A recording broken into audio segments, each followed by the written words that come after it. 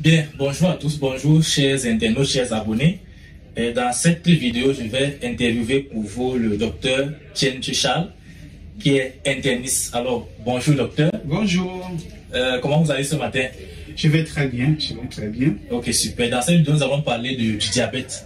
Oui. Et vous allez nous donner des éléments sur le diabète, la définition, les types, les traitements, les symptômes, la prévention et comment vivre avec le diabète. Effectivement. Bien, vous êtes interniste, c'est probablement la première fois que beaucoup entendent parler de ce mot interniste. Alors, qu'est-ce qu'un interniste? Bon, en fait, un médecin interniste, c'est un médecin spécialisé dans les pathologies médicales des adultes. C'est à peu près le contraire du pédiatre. L'interniste, c'est à peu près le contraire du pédiatre. Donc, il est au carrefour de plusieurs spécialités d'organes, par exemple cardiologie, rhumato, endocrinologie, neurologie. Donc l'interniste, il est au carrefour. Donc de façon simple, on dit le médecin interniste est le médecin spécialisé dans les pathologies médicales des adultes. Voilà. Ok, merci docteur. Ça veut dire que vous êtes, on peut dire que vous êtes un plurispécialiste. Voilà, exactement. Ok, bon, revenons donc sur le thème de la vidéo, sur le diabète. Qu'est-ce que le diabète? On entend beaucoup parler de diabète, mais qu'est-ce que vous pouvez nous dire concernant ce que c'est que le diabète? Comment définir, comment comprendre le diabète? Oui, effectivement, on entend parler beaucoup du diabète et déjà en prélude pour la journée mondiale du diabète qui est prévue tous les ans le 14 novembre de chaque année. Donc, il était donc important quand même de s'arrêter et de parler de cette pathologie qui est le diabète.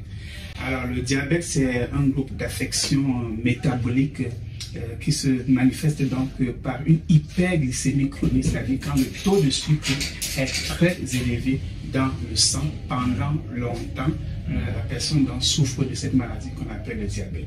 Et cette augmentation du taux de sucre dans le sang est due à une absence de sécrétion d'une hormone qu'on appelle insuline, ou bien une mauvaise utilisation de cette sécrétion qu'on appelle insuline, ou bien les deux, soit absence, soit mauvaise utilisation.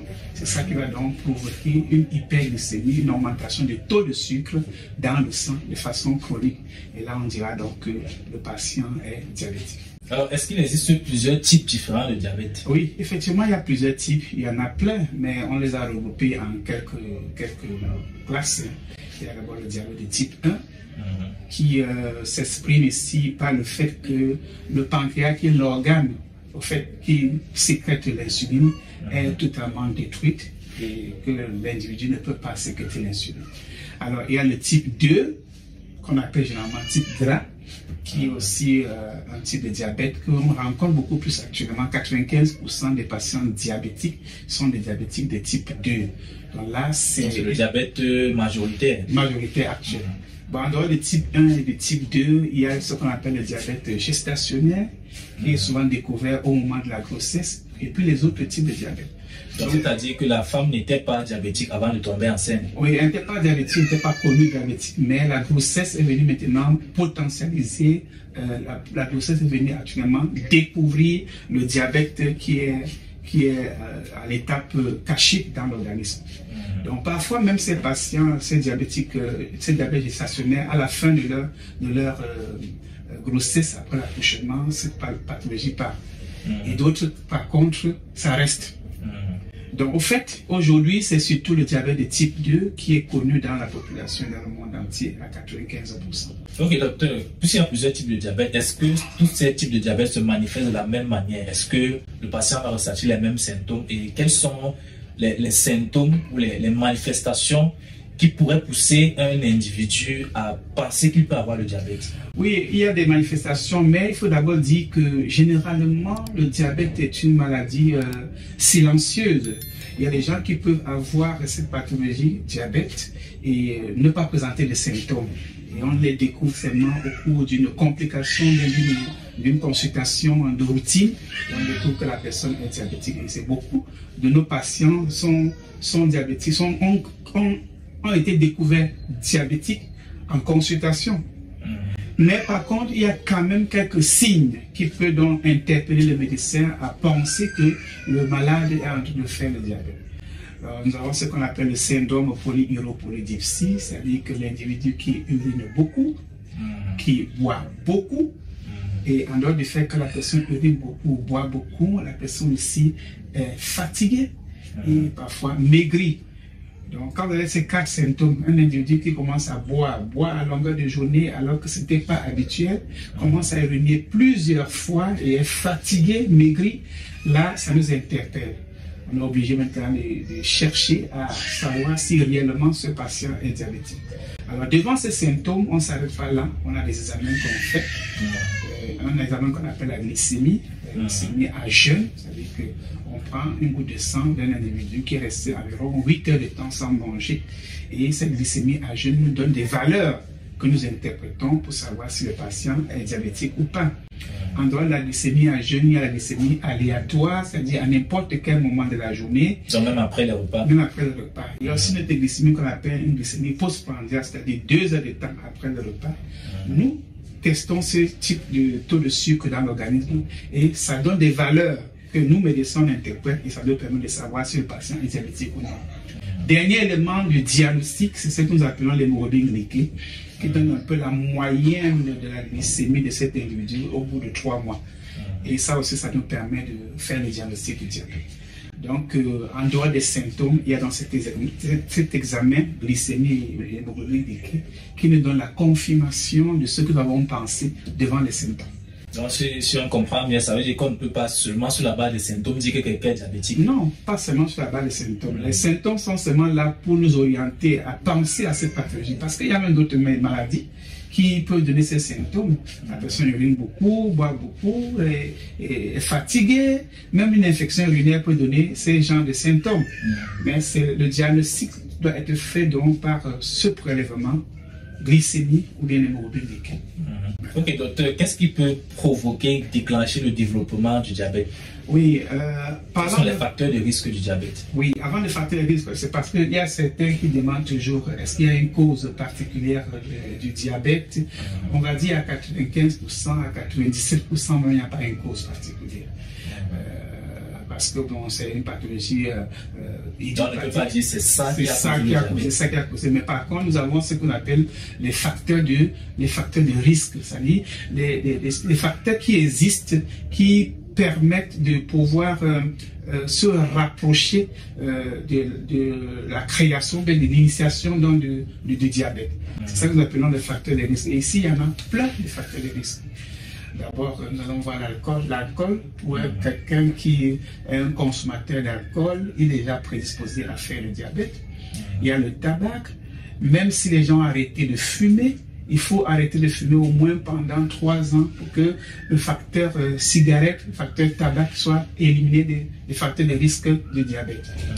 En dehors de l'alcool et le tabac, il y a l'hypertension artérielle. Généralement, on dit que l'hypertension artérielle et le diabète sont des jumeaux. Oui, effectivement, parce qu'un individu qui fait l'hypertension artérielle est prédisposé à faire un diabète.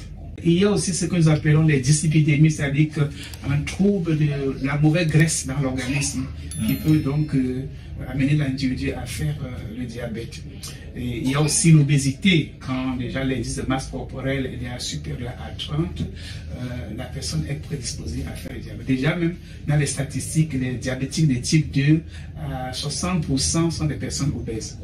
Il y a aussi des antécédents familiaux, c'est-à-dire lorsque un membre de la famille, un frère, papa ou maman est diabétique, vous aussi vous êtes prédisposé à faire le diabète. Prédisposé ne veut pas dire que vous serez diabétique, mais c'est un facteur de risque. Voilà, donc c'est important de savoir s'il y a des diabétiques dans la famille. Dans la famille, très important. Et un gros élément, c'est l'alimentation aussi. Quand une alimentation n'est pas équilibrée, nous sommes exposés à pouvoir faire le diabète.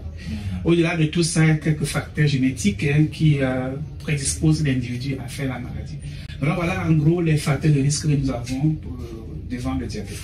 Est-ce que le diabète concerne particulièrement un certain âge de la population? Est-ce que c'est beaucoup plus les jeunes, c'est beaucoup plus les vieux? Est-ce qu'il peut y avoir un diabète d'un bébé par exemple de 2 mois, de 2 ans? C'est juste une affaire des personnes âgées ou des personnes adultes? Le diabète, c'est une affaire de tout le monde. Que ce soit un enfant, que ce soit un adulte. C'est vrai que la majorité des diabétiques de type 2 sont des adultes. Mais le type 1, généralement, ce sont des enfants. Vous avez un enfant de 3 ans, de 4 ans, qui est déjà porteurs de cette maladie et dont la prise en charge, elle est particulière. Et dans ce cas, qu'est-ce qui aurait bien pu causer, puisque l'enfant a à peine 3 ans, il n'a pas eu le temps peut-être d'avoir une alimentation. Oui, il n'a pas eu d'alcool, il n'a pas de tabac, il n'a pas eu chez cet enfant, qu'est-ce qui peut causer? Bien sûr, c'est le facteur génétique dont on a parlé tantôt. Cet enfant qui naît n'a encore rien fait, mais le fait que déjà, même la malformation peut être à l'origine d'un diabète de type 1 chez l'enfant. C'est une malformation du pancréas, oui, du pancréas, les îlots de Langerhans n'arrivent plus à sécréter l'insuline et puis du coup, l'enfant est malade. Et généralement, ce sont les enfants qu'on découvre à l'âge de 4 ans, 3 ans, comme ça. C'est un enfant qui commence à uriner beaucoup. Il présente les symptômes de diabète et quand on fait la glycémie, on voit que la glycémie est élevée. Et leur prise en charge est différente de la prise en charge des personnes adultes qui font le diabète de type 2. Et puis, docteur, puisque vous parlez donc de la prise en charge, quelle est donc la prise en charge réservée aux patients diabétiques? Quels sont les traitements, les principaux traitements disponibles? Pour le traitement, on les classe en 3 grands groupes. Le premier groupe, c'est les règles hygiéno-diététiques. Les conseils sur le plan de l'hygiène alimentaire, les conseils sur le plan environnemental qu'on donne aux patients et ça contribue vraiment à plus de 50% à la prise en charge de ces patients. Un patient qui est déjà fumeur, on va conseiller qu'il ne fume pas. S'il est alcoolique, on conseille qu'il ne prenne plus d'alcool. Sur le plan alimentaire, on essaie d'équilibrer davantage son menu journalier. Si c'est un patient qui est obèse, en fait, on tient compte des facteurs de risque qu'on a vu tantôt et on essaie de travailler sur ces facteurs de risque qui sont modifiables. Alors, ça, c'est le premier élément du traitement. En dehors des règles hygiéno-diététiques, nous avons ce que nous appelons les ADO, c'est-à-dire les antidiabétiques oraux. Donc, des médicaments qu'on doit avaler et ces médicaments ont un rôle particulier dans l'organisme. Il y a certains médicaments qui iront demander à ce pancréas qui est faible de sécréter assez d'insuline. Des médicaments qui iront de façon périphérique demander aux cellules de l'organisme de s'ouvrir pour accueillir le sucre qui était dans le sang. Et du coup, le sucre dans le sang va diminuer et la personne va vivre comme quelqu'un qui n'est pas diabétique quand il prend bien ces médicaments. Donc, en dehors de ces médicaments par voie orale, il y a de l'insuline. L'insuline même qu'il y a synthétisée et qu'on peut injecter aux patients. Donc, qu'on soit de type 1 ou de type 2, la particularité qu'il y a pour l'insuline, c'est que le patient qui fait un diabète de type 1, son traitement, ce n'est que de l'insuline. Parce que justement, son organisme, son pancréas ne produit pas suffisamment d'insuline. Son pancréas ne produit même pas du tout. Type 1, elle ne produit même pas du tout. Donc, ce n'est que de l'insuline qui peut... Il faut apporter de l'extérieur à ce patient. Parce qu'avant, quand l'insuline n'existait pas, tous les patients de type 1 décédaient. Dès qu'on fait le diagnostic, on n'a rien à leur donner et puis ils vont mourir. Mais depuis l'avènement de l'insuline, on sauve quand même ces patients. Donc, pour les patients de type 1, ce n'est que l'insulinothérapie et puis les conseils hygiéno-diététiques qu'on donne et puis ils sont à l'aise. Donc voilà les 3 grands groupes de traitement. C'est vrai qu'actuellement la médecine a évolué, toujours dans le domaine de l'insuline. Actuellement, il y a des appareils qu'on peut placer sur l'organisme et qui va donner une quantité d'insuline habituelle de façon intermittente. La personne vit avec ça. Il y a même actuellement même ce qu'on appelle les Norplans d'insuline qu'on place au niveau du bras, sur la peau, oui, et que la personne... Ça marche un peu comme les implants contraceptifs, justement. Donc, de temps en temps, ça injecte de l'insuline de manière continue. Voilà. Ce n'est pas encore arrivé dans nos contrées au Cameroun, naturellement, mais je pense que d'ici les années suivantes, là, on pourra avoir cette gamme thérapeutique pour la prise en charge du diabète. Voilà, en gros, l'arsenal thérapeutique pour ces maladies. Ok, docteur, il y a beaucoup de... Nous savons que nous sommes au Cameroun, il y a beaucoup de tradipraticiens et autres qui s'hasardent souvent à dire « Venez, je vais guérir votre diabète » parmi tant d'autres pathologies. Est-ce que c'est possible vraiment d'avoir une guérison définitive du diabète? Est-ce que c'est possible de dire « Bon, j'arrête de prendre mes médicaments parce que mon diabète s'est stabilisé et je n'ai plus besoin de ces médicaments, je suis guéri complètement ». Cette question a 2 réponses. On peut dire oui et on peut dire non. Non, pourquoi? Parce qu'aujourd'hui, quand on comprend bien la physiopathologie de cette maladie, chaque diabétique a un problème d'insuline, qu'on soit de type 1 ou de type 2. L'insuline est donc sécrétée par le pancréas, une partie du pancréas qu'on appelle les îlots de Langerhans. Alors, si cette partie est délétère, cette partie est malade, ne peut pas sécréter de l'insuline, ou bien c'est que la mauvaise qualité d'insuline, l'individu ne peut pas être guéri. Il est obligé d'être sous traitement. C'est pourquoi on dit le patient diabétique ne guérit pas de son diabète, mais il est traité. Je dirais aussi oui, pourquoi? Oui, avec l'évolution de la médecine, on serait capable de changer les idées de Langerhans d'un individu malade et mettre les idées de Langerhans d'un autre individu à la place. C'est ce que nous appelons les greffes, greffes d'organes. On peut avoir la greffe de foie, la greffe de Comment on fait, voilà, on fait greffe de foie, greffe de rein, aussi au niveau du pancréas, on peut aussi faire ces greffes. C'est en expérimentation actuellement dans d'autres cieux. Lorsqu'on va arriver à pouvoir le faire convenablement, on pourra dire que le patient qui a bénéficié de ces greffes est donc guéri totalement du diabète.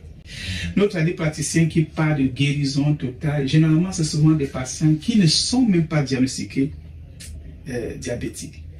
Une glycémie élevée qui monte à 1,25, 1,30, 1,45, on dit que le patient est diabétique. Peut-être qu'il n'était même pas diabétique. Et on met un traitement naturel et puis après on arrête, le patient se porte très bien, on dit on a guéri du diabète. Alors il n'y avait pas de diabète. Mais si réellement le patient est diabétique, voilà la procédure. Soit on change son pancréas et il est guéri totalement, soit il est sous traitement à vie. Et quand on parle de traitement à vie, ce n'est pas nécessairement toujours le médicament. Lorsque vous suivez les règles hygiéno-diététiques et que vous êtes en bonne santé, c'est un traitement pour l'alimentation. Voilà l'alimentation. C'est déjà un traitement. Parce qu'il y a des patients aujourd'hui qui ne sont pas sous antidiabétiques oraux, qui ne sont pas sous insuline, mais qui sont diabétiques. Et les règles hygiéno-diététiques qui suivent leur permettent d'avoir un équilibre de leur glycémie. Là, on ne dira pas qu'il est guéri totalement. Parce que lorsqu'il va arrêter les règles hygiéno-diététiques, la glycémie va revenir. Voilà, à peu près ça. Donc, un mot à dire à la population, c'est que lorsque vous êtes diabétique, il est important pour vous de vous faire suivre régulièrement, soit une fois par mois par votre médecin, et de façon régulière. Même si vous pensez que vous allez mieux, venez toujours voir votre médecin parce qu'on ne sait jamais, il peut y avoir des complications qui peuvent arriver à votre insu. Donc, la relation médecin-patient est obligatoire quand on est diabétique. Ok, docteur, est-ce qu'il est possible de prévenir ou d'éviter le diabète? Oui, il est possible de prévenir parce que lorsque nous avons parlé des facteurs de risque tantôt, ça rentre aussi dans la prévention. Lorsqu'on maîtrise bien les facteurs de risque, on essaie de les éviter parce qu'il y a des facteurs de risque modifiables. Bon, ce qui n'est pas modifiable, par exemple, sur le plan familial, si vous avez un membre de la famille qui est diabétique, vous ne pouvez pas changer de famille. Oui, effectivement. On ne peut pas changer, on ne peut pas agir là. Mais sur les autres facteurs de risque, on peut agir. Quand on dit, par exemple, que l'alcool est un gros facteur de risque du diabète, arrêtons de prendre l'alcool. Ça fait partie de la prévention. Quand on dit à un Camerounais d'arrêter l'alcool, il se dit bon, on ne veut pas son bien, mais pourtant les études montrent qu'à force de prendre l'alcool, vous êtes exposé à plusieurs maladies, y compris le diabète. Donc, c'est un comportement. Arrêtez l'alcool, arrêtez de fumer. Si vous êtes obèse, travaillez sur votre obésité afin de pouvoir avoir un poids idéal. Parce que l'obèse ne va pas s'asseoir à la maison. Il y a des exercices physiques qu'il faut faire, même s'il ne faut pas aller à parcours vite à courir tous les jours. La marche, on marche correctement, on transpire, on marche 45 minutes à 1 heure chaque jour, au moins 5 jours par semaine. Ça fait partie de la prévention des maladies cardiovasculaires en gros et spécifiquement du diabète.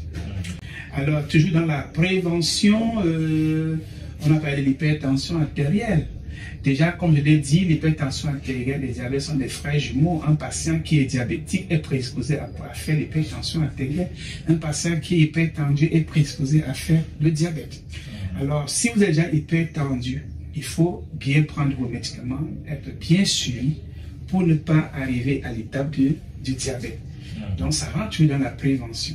Donc, de façon générale, tous les facteurs de risque doivent être pris en compte. Demander aux patients de faire l'exercice physique de façon régulière, avoir une alimentation bien équilibrée. Ça va réduire notre chance de pouvoir faire cette maladie. Ok, docteur, le diabète, comme vous l'avez défini, c'est avoir trop de sucre dans le sang. Mais Pourquoi est-ce que c'est si grave d'avoir trop de sucre dans le sang? Quelles sont les complications possibles du diabète?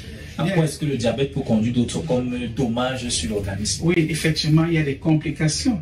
Quand on dit trop de sucre, le sucre devient un poison quand il reste longtemps dans le sang. Il devient un poison. Et regardez un peu quand dans la nature vous déposez même du sucre au sol, vous allez voir à un moment donné c'est les fourmis qui vont accourir vers ce sucre. Avant même le diagnostic du diabète était fait par les urines. Quand un patient urinait, après un instant on voit si les mouches approchaient et les fourmis approchaient ces urines, on pouvait poser le diagnostic de diabète. Et avant même les médecins dans le temps pouvaient goûter à ces urines-là, ils sentent le goût sucré, ils disent ah, le patient est diabétique. Donc quand le sucre reste longtemps dans le sang, ça devient un poison.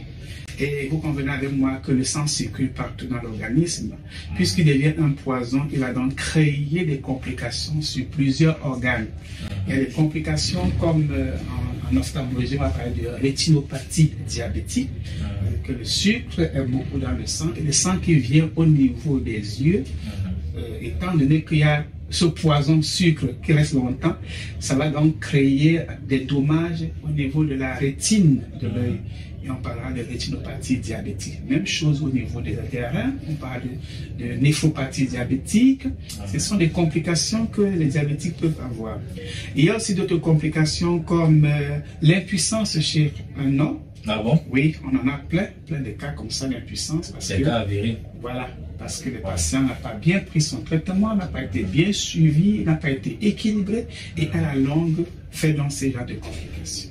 Il y a les pieds diabétiques. Aujourd'hui, il y a plein de patients qui sont amputés tout simplement parce qu'ils n'ont pas été aussi très bien suivis. Donc les amputations qu'on fait de façon régulière chez les diabétiques, ce sont des complications du diabète, complications microvasculaires.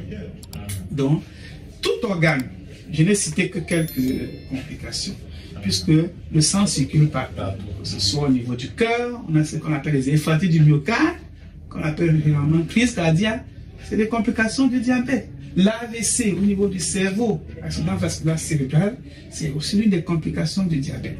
Donc bref, si un patient diabétique n'est pas suivi, il peut faire ces complications. Un patient diabétique ne sait même pas qu'il est diabétique, alors qu'il est diabétique, et généralement arrive à l'hôpital déjà avec des complications, de plein de malades qui viennent avec un AVC, et on se rend compte que l'origine de cet AVC était le diabète. Comment est-ce qu'un patient diabétique peut vivre avec son diabète? Est-ce qu'il y a 2 ou 3 choses à éviter, et peut-être 2 ou 3 astuces qu'il doit implémenter au quotidien pour se rassurer de rester dans la bonne marge de la glycémie? C'est vraiment une question très pertinente parce que c'est ce que nous faisons chaque fois en consultation. On essaie d'expliquer un certain nombre de choses à nos patients, mais voilà que quand le patient quitte le bureau, il est seul à la maison, on ne sait pas s'il respecte tous les conseils qu'on a donnés. Mais la bonne nouvelle aujourd'hui, c'est qu'il faut savoir qu'on peut vivre avec le diabète et vivre bien. La maladie est là et vous verrez bien pourquoi. Parce que vous respectez les règles hygiéniques que le médecin vous a données, vous respectez le régime alimentaire qu'on vous a prescrit, vous respectez la prise de vos médicaments et vous respectez le contrôle habituel, le rendez-vous que le médecin vous donne. Quand vous le faites, vous allez vivre correctement avec votre diabète. C'est pourquoi même je vais anticiper, parce que dans notre programme, nous voulons aider les patients à pouvoir vivre avec le diabète. C'est pourquoi dans quelques semaines, nous allons organiser un grand séminaire pour les diabétiques en prélude à cette journée mondiale du diabète qui est le 14 novembre de chaque année. Je pense que le 19 novembre aussi, on va rassembler les diabétiques de la ville de Douala, y compris les hypertendus de la ville de Douala, dans une grande salle toujours à Douala. Ils seront informés pour qu'ensemble, en une journée, qu'on puisse vivre la vie du diabétique. Déjà, dès le matin, qu'est-ce qu'il faut faire? L'exercice physique, le petit déjeuner, quel genre de petit déjeuner le diabétique peut prendre? On va expérimenter ça ensemble avec eux, donner des conseils, recevoir des questions-réponses pendant toute la journée aux environs de midi 13h. On va encore prendre un repas bio pour le diabétique. Et pour cela, nous avons invité des cardiologues, des médecins internistes, des nutritionnistes pour agrémenter cette journée réservée pour les patients diabétiques et les patients hypertendus. Donc, je crois que ce sera un programme très intéressant et très utile pour les patients diabétiques. Et voilà, justement, c'est un programme vraiment très... Ce sera la deuxième édition parce que l'année passée, on l'a fait. Cette année, on va le refaire. On ne change pas l'équipe qui gagne. On ne change pas l'équipe qui gagne. Bon, docteur, peut-être pour sortir, le diabète, c'est l'excès de sucre. Est-ce que le diabétique doit donc ne consommer que les aliments amers? Est-ce que le diabétique doit mettre de côté tout ce qui est sucré, que ce soit les fruits sucrés, le miel même, et ne consommer que les légumes d'olé chaque jour, amers, le pomme et tout? Voilà, comment est-ce qu'il va s'alimenter? C'est une très bonne question. Déjà, je commence par la fin. Le goût amer ne neutralise pas le goût sucré. Là, les patients qui ont souffert des années, parce qu'on leur a dit il faut prendre une dolée, prendre le goût amer pour pouvoir neutraliser le sucre, jamais. Déjà, comme la preuve en est que cette boisson qu'on appelle la Guinness, qui est tellement amère, a un taux de sucre très élevé. Voilà. Donc, quand on dit que c'est l'excès de sucre dans le sang, c'est le diabète, ça dépend au niveau alimentaire, ça dépend du type de sucre qu'on prend dans l'alimentation. Vous voyez déjà, il y a une étude qui a été faite au Cameroun sur les indices glycémiques des aliments que nous prenons. Il y a des aliments qui ont un indice glycémique élevé, des aliments qui ont un indice glycémique très bas. Presque tout ce que nous mangeons a du sucre dedans.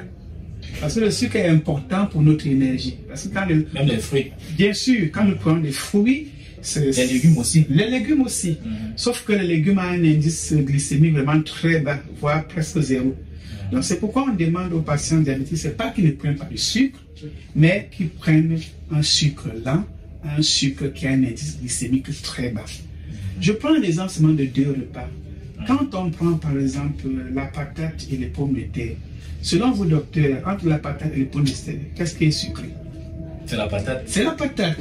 Mais quand on fait une étude de l'indice glycémique, on se rend compte que la pomme de terre a un indice glycémique plus élevé que la patate. S'il y avait à conseiller à un diabétique de prendre entre les deux, je dirais que le diabétique prend la patate et laisse les pommes de terre.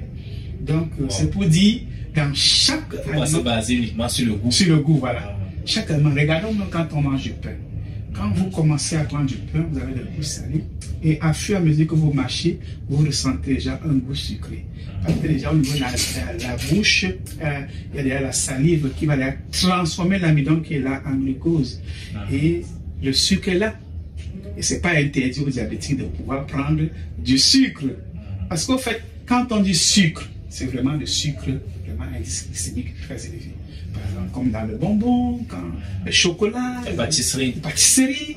Là, vraiment, c'est très élevé et il est opportun pour nos patients de ne pas les consommer. Le miel aussi doit être réalisé. Le miel aussi est élevé parce qu'au fait, l'abeille, lui, va dans ces plantes-là, c'est pour retirer vraiment du sucre qui a un indice glycémique très élevé.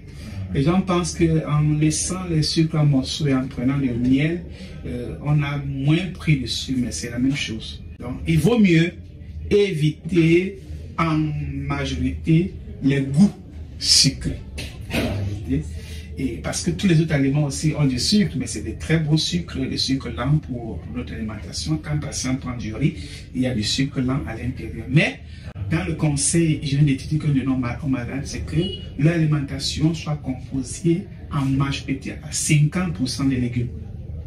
50% de légumes, 25% de ce que nous appelons les VPO, viande, poisson, œufs, et puis 25% des féculents, c'est-à-dire tout ce qui accompagne les sauces, plantain, macabo, riz, igname. Et là, si le patient respecte ces pourcentages-là dans son alimentation journalière, il va bien vivre avec son diabète. Donc, est-ce qu'il y a un ou deux fruits que la diabétique devait privilégier dans son alimentation? Oui, je conseille généralement soit du lemon, du citron, pomme de France. Citron, lemon, pomme de France. Quelquefois, pastèque, c'est une tranche de 100 francs. Pastèque en passant, c'est bon. Je déconseille les choses comme ananas, orange, papaye. Donc voilà à peu près. Bon, ça ne veut pas dire qu'il ne va plus jamais en consommer. Non, non, c'est juste que les quantités doivent être modérées par rapport aux autres. Très modérées par rapport aux autres.